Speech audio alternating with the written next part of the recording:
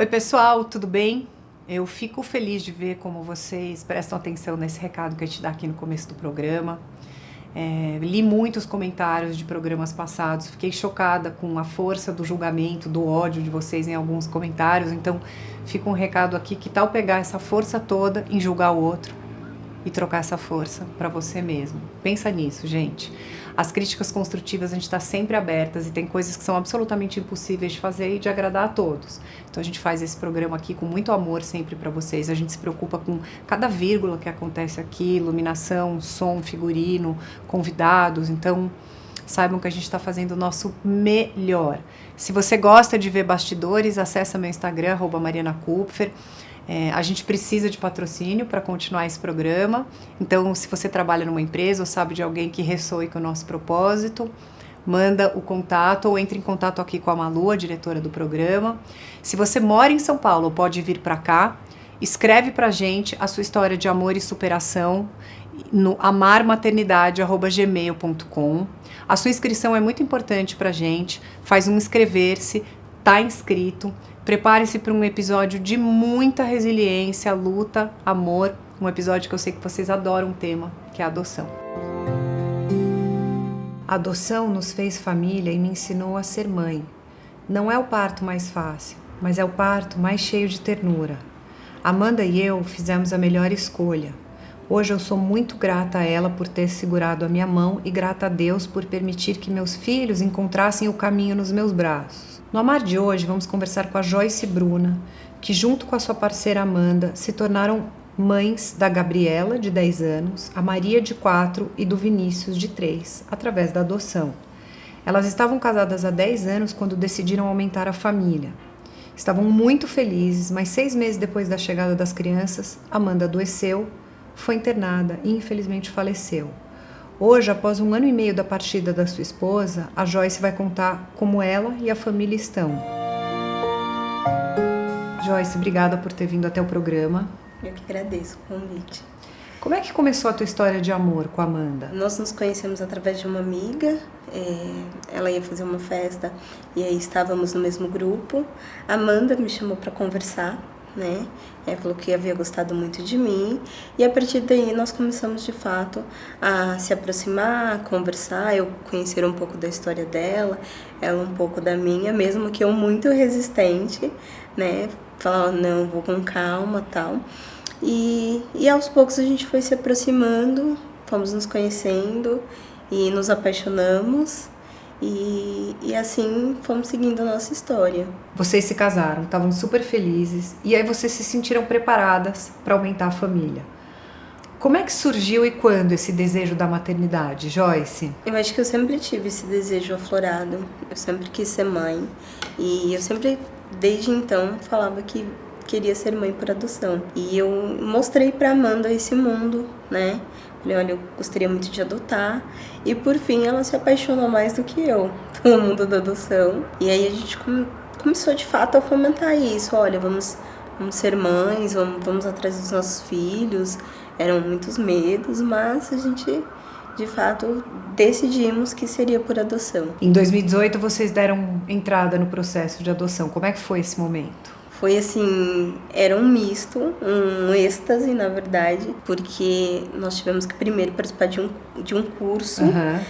E nós fizemos nesse curso, foi que realmente nós decidimos que estávamos prontas para ser mães. E aí em 2019 vocês foram habilitadas, em novembro vocês receberam uma ligação. Em novembro nós recebemos a ligação, costumávamos falar que a bolsa estourou, que foi quando, de fato, nós ficamos sabendo que ali tinha 3 crianças. Em outro estado? Em outro estado. No Rio? No Rio de Janeiro, eles estavam.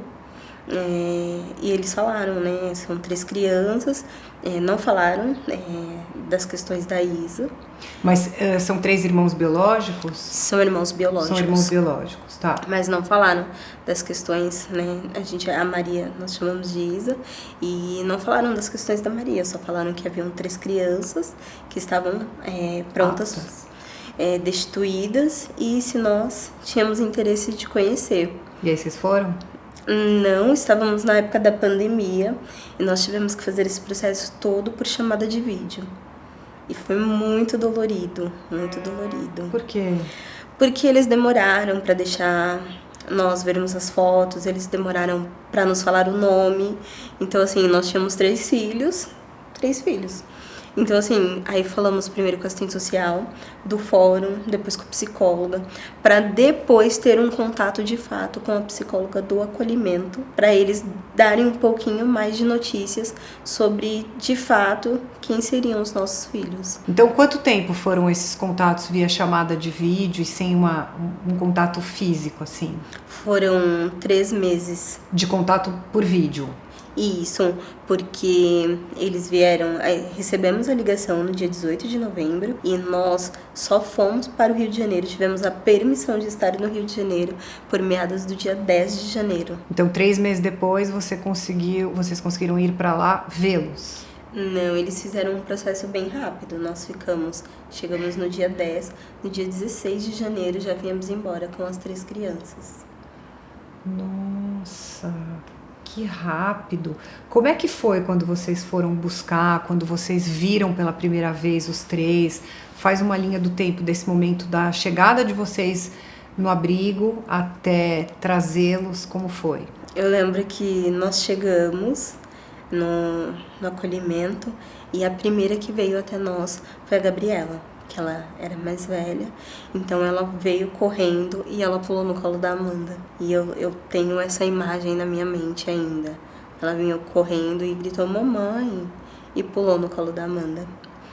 E aí em seguida eles me entregaram o Vinícius. E a Maria estava no colo de um educador e ela estava muito apreensiva, bem... E aquilo foi um misto de emoção muito grande, porque nós ficávamos... A gente estava mais preocupada em eles gostar de nós, porque a gente já amava os 3, assim, incondicionalmente. Então, desse período, durou 6 dias até eles virem para São Paulo com vocês? Isso, nós ficamos os 6 dias com eles no acolhimento. Nós íamos de manhã, ficávamos o dia inteiro. Foram os 3 primeiros meses de adaptação via chamada de vídeo. Falávamos todo dia com a Gabriela, todos os dias nós falávamos com ela. E quando nós chegamos lá, ficamos 6 dias de aproximação, porque já tínhamos feito um vínculo por chamada, né? Uhum. Na adoção a gente vê aqui no programa, cada caso é um caso, né? Cada juiz, cada situação tem um tempo para acontecer. Como é que foi a adaptação na chegada aqui em São Paulo, na casa de vocês? Olha, quase fiquei louca, porque era tudo muito novo. 3 crianças. Eu acho que a adaptação mais difícil foi a da Maria.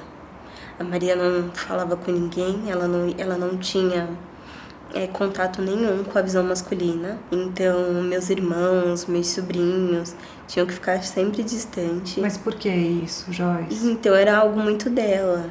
Até hoje a gente não consegue, de fato, dizer o porquê da Maria ter tanto essa aversão na imagem masculina assim que ela chegou. Mas era assim, ela ficava o dia inteiro, o rostinho encostado na parede, e a gente tentava fazer esse contato. Ela não fazia contato visual, e quando pegava nela, ela gritava muito. Então foi uma adaptação assim muito dolorosa. A Maria, dos 3 filhos, é a do espectro autista. Isso. Leve, grave, moderado, como é? Moderado. Eles passaram para nós que era moderado, na Então, verdade. Então você diria que a adaptação mais difícil foi a da Maria? Sim, para nós. Uhum. Para nós foi a da Maria. E da Gabriela? Então, e aí, no contexto familiar, a Gabriela sofreu mais, porque era mais velha, então era muitas perguntas, ela batia bastante de frente. Quantos anos ela tinha quando ela chegou? 7 anos. Que tipo de perguntas ela fazia? Ela perguntava o tempo todo, quando a gente vai voltar? Pro Rio? Pro Rio. Não gostei daqui, quero ir pro abrigo. Você falava o quê? E eu falava, não, filha, você está em casa. Agora você está em casa, você está em família. Então nós trabalhamos muito essa questão com a Gabriela de, olha, agora você tem família. E uma vez ela falou, olha, daqui a pouco vocês cansam, vamos mandar embora. Eu falava, não, agora você está em casa. Então, assim, eu venho trazendo essas afirmações para ela desde o primeiro momento. Depois de 6 meses da chegada dos teus filhos, algo inesperado aconteceu. O que aconteceu, Joyce? Então, eles chegaram em janeiro e aí em junho a Amanda adoeceu. O que ela teve? Ela começou a sentir uma dor nas costas e aí um tempo depois nós descobrimos que ela estava com câncer. Qual era o diagnóstico da Amanda quando ela foi internada e como é que foram esses dias no hospital? Na verdade, sim, ela adoeceu em junho e nós tivemos uma luta de 6 meses até dezembro, com a Amanda sentindo dores sem eles de fato dar um diagnóstico. Nossa. Então, assim, era dor nas costas e eles trataram ela no ortopedista e eles, sabe, nós fizemos desde os tratamentos do SUS, a gente recorreu aos tratamentos pagos e ninguém descobria de fato. Não tinham feito um exame para descobrir? Fizeram tomografia, ressonância, tanto do SUS quanto paga, e não conseguiam descobrir de fato o que a Amanda tinha. E aí só então, por meados de janeiro, que eles falaram para nós de fato o que a Amanda, quais eram, né, o que eles estavam de fato pensando que era uma neoplasia no estômago. E aí essa neoplasia, segundo os médicos, né, estava muito escondida, porque era uma forma de neoplasia muito rara para uma menina tão jovem. É um tumor, é como se fosse metástases. Então ficaram de junho até janeiro tratando como se fosse uma dor nas costas. Em janeiro vocês tiveram um diagnóstico. Então, exatamente. Então passou 7 meses. Exatamente. Esses 7 meses ela ficou sendo tratada em casa? Sim, ela ficava em casa. Na verdade, era uma rotina constante, de casa ao hospital, porque em junho ela adoeceu, 3 meses depois ela já começou a ficar debilitada.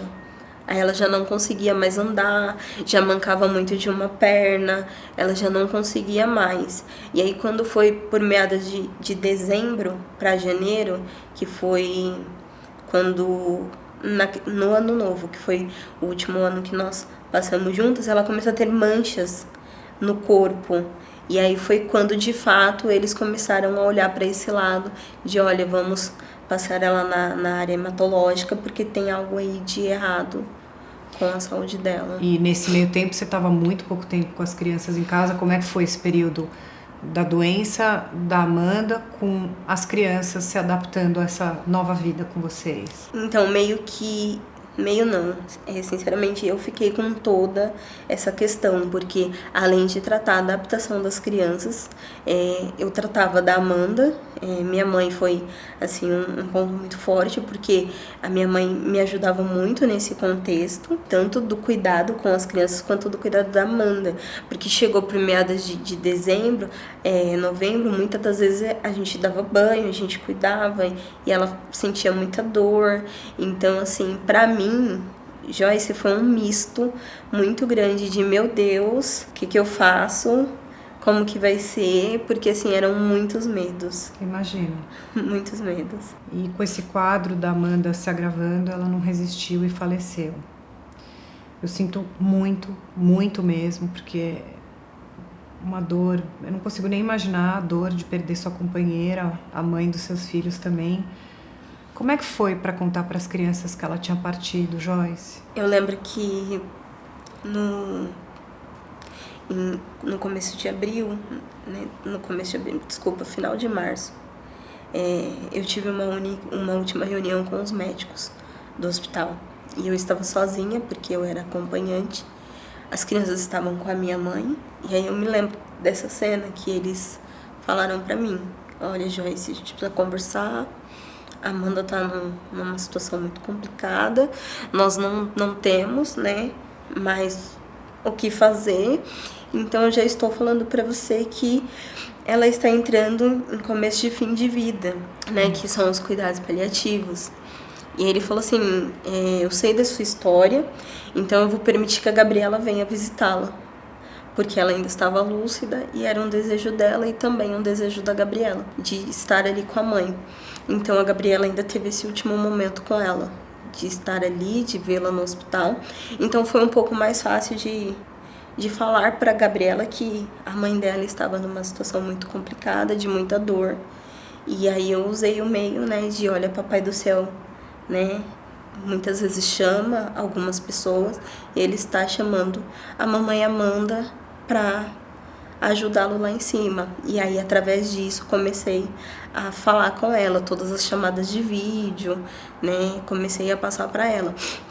O Vinícius, ele sofreu bastante, porque ele era muito apegado com ela, muito apegado, e por mais que tão pequeno, ele sempre perguntava, cadê minha mamãe Amanda? Por que ela sumiu? Onde que ela tá? Então ele chorava, e eu trabalhando com ele, só que de uma forma um pouco mais lúdica, de olha, tá com o Papai do Céu e tudo mais. E a Maria não expulsou muitas reações. Ela veio de fato notar que a presença da Amanda não estava ali quase 2 meses depois, que foi quando ela começou a ter as crises e chamar de fato pela mamãe.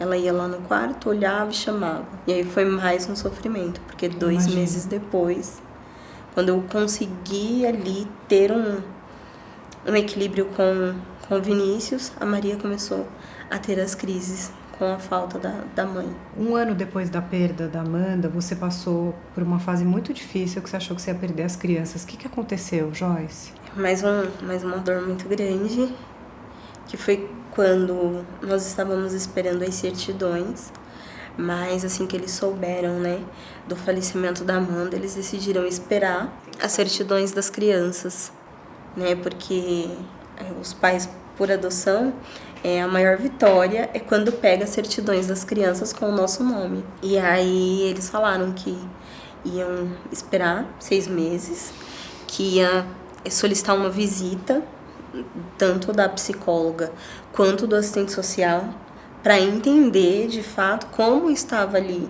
a situação familiar, para depois novamente seguir aí com o processo. E o que aconteceu? Você recebeu essas visitas? Como é que foi? Recebi a visita do psicólogo, do assistente social. Eles olharam a casa, né, perguntaram das crianças, como que era o nosso dia a dia, como que eu ia fazer para lidar com as crianças, uma vez que também eu havia saído do trabalho para estar com eles. E aí eu comecei a falar para eles, né, das questões que ali eu trabalhava agora com bolos, com doces, e que a partir daí eu ia manter as crianças da mesma maneira que eu estava mantendo quando eu trabalhava no regime CLT. E depois veio a certidão? E aí depois de mais quase 8 meses, eu aguardando, quando foi no dia 21 desse mês, nós recebemos o parecer procedente da juíza de que a adoção seria legalizada. Nossa, que alegria, juro. Hoje faz 1 ano e meio que a Amanda partiu. Como é que você e os seus filhos estão? Você mencionou aqui que você tem a ajuda da sua mãe, que você está trabalhando. Vamos deixar o Instagram dos bolos aqui. Olha lá para a câmera da Malu, fala qual é. Kimora Gourmet, é o meu Instagram. E você vende esses bolos, você entrega? Sim, nós fazemos os bolos, os doces, todos da linha gourmet, bolos artesanais. Normalmente os clientes mesmo retiram. E no começo foi muito difícil, mas hoje já tenho uma clientela muito bacana. Hoje, graças a Deus, eu já consigo movimentar tanto o meu lar quanto que bom, Joyce. a minha Pessoal, vida profissional. Vamos seguir o Instagram, ajudar a Joyce a comprar os bolos dela. Como é que você diria que vocês estão hoje, assim, você e as crianças? Você acha que estão todos na medida do possível adaptados? Você está conseguindo seguir sua vida? A parte profissional você já falou, mas da parte emocional, como é que tá isso? Eu acho que hoje nós estamos bem. A falta ainda é muito grande, nós sentimos muita falta dela, mas ali cada um do seu jeito, cada um do seu modo, nós conseguimos seguir em frente. E eu posso dizer assim de coração que eles foram o brilho dos meus olhos. Eu imagino. Porque nos momentos que eu falava, não vai dar certo, não vou conseguir, o Vinícius estava ali, mamãe, eu te amo. A Gabriela estava, mamãe, tá triste? Eu tô aqui, mamãe. Então, assim, eles o tempo todo estavam ali para me amparar e eu para ampará-los nesse momento de luto. As pessoas pensam que esse luto para as crianças é muito banal porque foi pouco tempo, mas esse pouco tempo foi o suficiente para eles entenderem que eles tinham uma mãe e ela era incrível. A gente não pode julgar nunca o luto, não dá para ser fiscal de luto alheio de nada, né? Porque cada um é o que eu falei, sente de um jeito, né?